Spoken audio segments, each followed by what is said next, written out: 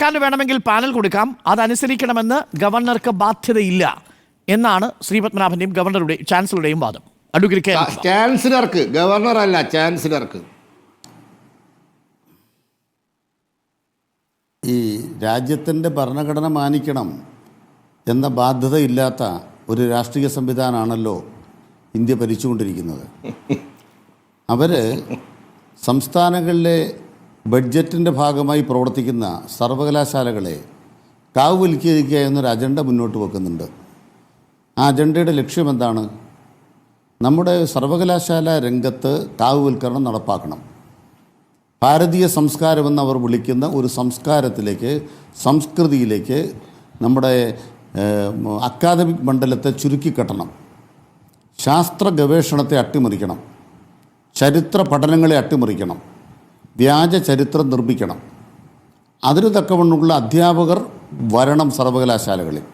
ആ അധ്യാപകരെ നിയമിക്കുന്ന തരത്തിലുള്ള വൈസ് ചാൻസലർമാർ അവിടെ സ്ഥാപിക്കപ്പെടണം. അതിന് തക്കവണ്ണം സംസ്ഥാന സർവകലാശാലകളെ കൈപ്പിടിയിൽ ഒതുക്കുക എന്ന സംഘപരിവാർ അജണ്ടയാണ് UGC 2018 കൊണ്ടുവന്ന ഒരു ഭേദഗതിയിൽ നിഴലിക്കുന്നത്. ആ ഭേദഗതിയിൽ പറയുന്നത് UGCയുടെ ഒരു പകുതി കൂടി ഉണ്ടെങ്കിൽ മാത്രമേ വൈസ് ചാൻസലർ നിയമനം സാധുവാവുകയുള്ളൂ. UGCയുടെ പകുതി എന്ന കേന്ദ്ര സർക്കാരിൻ്റെ UGC ചട്ടം പാലിക്കാൻ കേരള സർക്കാർ തയ്യാറാണ്.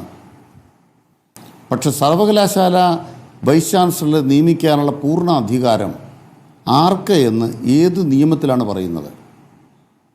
സെർച്ച് കമ്മിറ്റി രൂപീകരിക്കാൻ ചാൻസലർക്ക് അധികാരമുണ്ടെന്ന് ഏത് നിയമത്തിലാണ് പറയുന്നത്? ചാൻസലർക്ക് എവിടുന്നെങ്കിലും വന്ന് പോക്കറ്റിൽ നിന്നൊരു കടലാസ് എടുത്ത് ഒരാളെ നിയമിക്കാൻ കഴിയുമെന്ന് ഏതു നിയമത്തിലാണ് പറയുന്നത്?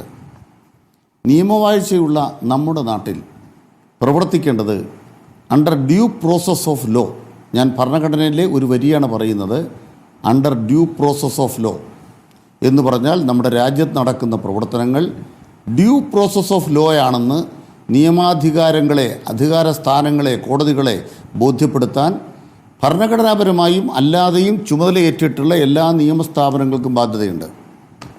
അതുകൊണ്ട് തന്നെ ഇപ്പോഴത്തെ 2 ആളുകളെ നിയമിച്ചതും ഡ്യൂ പ്രോസസ് ഓഫ് ലോയിലാണ് എന്ന് തെളിയിക്കപ്പെടുക എന്നുള്ളതാണ് പ്രധാനം. അതുണ്ടാകാൻ പോകുന്നില്ല. പക്ഷേ രണ്ടാമത്തെ പ്രധാനപ്പെട്ട ഒരു നിമിഷം ഞാൻ അതിലേക്ക് വരുന്നതിന് മുൻപ് ഈ സ്ഥിര നിയമനം VCയുടെ കാര്യത്തിൽ നടത്തിയിരുന്നെങ്കിൽ ഈ പ്രശ്നങ്ങളൊന്നും ഉണ്ടാകുമായിരുന്നില്ല. നിലവിലുള്ള നിയമപ്രകാരം സെർച്ച് കമ്മിറ്റിയിലേക്ക് യൂണിവേഴ്സിറ്റി പ്രതിനിധിയെ കൊടുക്കുന്നില്ല.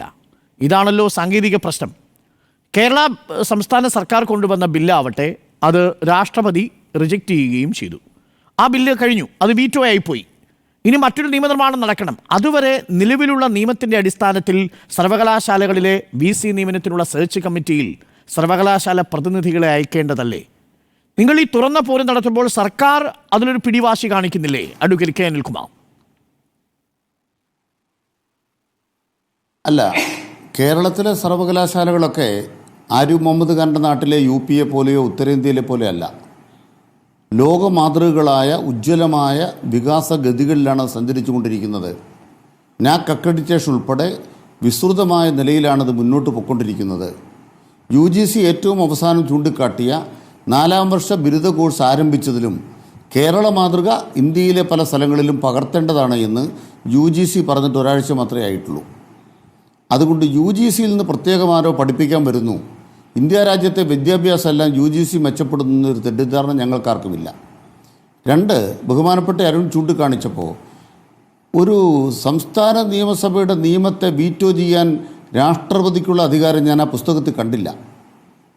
അങ്ങ് അതിൻ്റെ അധ്യാപകൻ കൂടിയാണ്.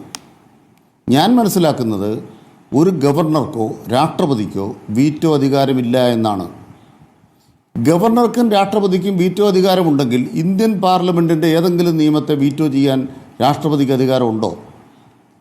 സംസ്ഥാന നിയമസഭകൾ സംസ്ഥാനങ്ങളുമായി ബന്ധപ്പെട്ട നിയമം അല്ല, അതിപ്പോ കോടതിയുടെ പരിഗണനയിലിരിക്കുന്ന വിഷയമല്ലേ അഡ്വക്കേറ്റ് K. അനിൽകുമാർ? അതിലൊരു തീർപ്പ് നമുക്ക് രണ്ടുപേർക്കും കൽപ്പിക്കാൻ കഴിയില്ലല്ലോ. അപ്പൊ പിന്നെ അങ്ങ് പറഞ്ഞെടുത്ത് തെറ്റുണ്ട്. രാഷ്ട്രപതി റിജക്ട് ചെയ്തതോടുകൂടി ആ ബില്ലിന്റെ അവസ്ഥ എന്തായി? പറഞ്ഞെടുത്ത് തെറ്റുണ്ട്. രാഷ്ട്രപതി റിജക്ട് ചെയ്തതോടുകൂടി ആ ബില്ലിന്റെ അവസ്ഥ എന്തായി?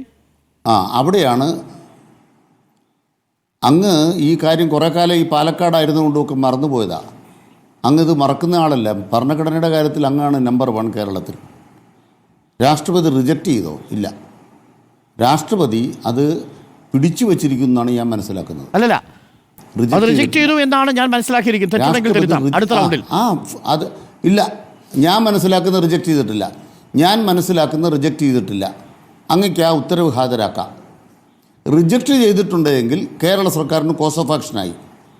ഇപ്പോൾ കേരള സർക്കാരിൻ്റെ കോസ് ഓഫ് ആക്ഷൻ ആകുന്നതിനുള്ള തടസ്സം റിജക്റ്റ് ചെയ്തിട്ടില്ല.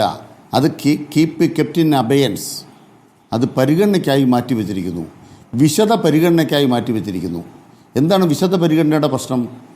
ഏതെങ്കിലും ഒരു നിയമം കേന്ദ്രവുമായി ബന്ധപ്പെട്ട ഏതെങ്കിലും ഒരു വിഷയത്തിനകത്താണ്, കേന്ദ്ര പട്ടികയിൽപ്പെട്ട വിഷയത്തിലാണ് എന്ന് സംശയം തോന്നിയാൽ അത് ഗവർണർക്ക് രാഷ്ട്രപതിക്ക് അയക്കാം. അത് പരിശോധിക്കുന്നതിന് വേണ്ടി കഴിഞ്ഞ ഫെബ്രുവരി മാസത്തിൽ the president withholds assent to 3 bills passed by Kerala എന്നാണ്. എന്ന് പറഞ്ഞാൽ ഒപ്പിടാൻ വിസമ്മതിച്ചു. നമ്മൾ റിജക്റ്റ് എന്ന് പറയാം. You are correct.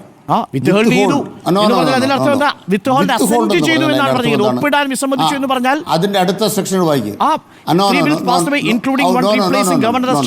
With hold എന്ന് പറയുന്നതിന്റെ ബില്ല് വിത്ത് ഹോൾഡ് ചെയ്തേക്കുന്നതല്ല, അസന്റ് വിത്ത് ഹോൾഡ് ചെയ്തു എന്നാണ്. എന്ന് പറഞ്ഞാൽ ഒപ്പിടാൻ വിസമ്മതിച്ചു. ടെക്നിക്കലി ആ ബില്ല് റിജക്റ്റ് ചെയ്തു. ആയിക്കോട്ടെ. അത് തന്നെ അല്ലല്ലോ, ഒരിക്കലുമില്ല. അങ്ങ് വായിച്ചത് സബ്സെക്ഷൻ 2 ആണെന്നാ എൻ്റെ ഓർമ്മ. ഞാൻ എൻ്റെ കയ്യിൽ പുസ്തകം ഇപ്പം ഇല്ല. 3 ആണെങ്കിൽ 3യിൽ പറയുന്നത് എന്താണ്? അതിൻ്റെ അടിസ്ഥാനത്തിൽ 6 മാസത്തിനകം ഇത് തിരിച്ച് കിട്ടിക്കഴിഞ്ഞാൽ 6 മാസത്തിനകം നിയമസഭ ഒരു തീരുമാനം എടുക്കണമെന്നാണ് അടുത്ത സെക്ഷൻ പറയുന്നത്. തിരിച്ച് കിട്ടില്ല സാർ. പ്രസിഡന്റിലേക്ക് പോയി ബിൽ അസെന്റ് ചെയ്ത് കഴിഞ്ഞാൽ എന്തു ചെയ്യണം എന്നുള്ളത് സുപ്രീം കോടതിയുടെ ഭരണഘടനയിൽ അസെന്റ് വിത്ത് ചെയ്താൽ അതെന്ത് തീരുമാനിക്കണം എന്നുള്ളത് ഇപ്പോൾ ലാർജ് ഡിവിഷൻ ബെഞ്ചിന് പോയിരിക്കുന്ന വിഷയമല്ലേ? അതാണല്ലോ ഇനി പരിഗണിക്കാൻ പോകുന്നത് സുപ്രീം കോടതി. അത് തന്നെ. അപ്പൊ ക്ലിയറാണ്.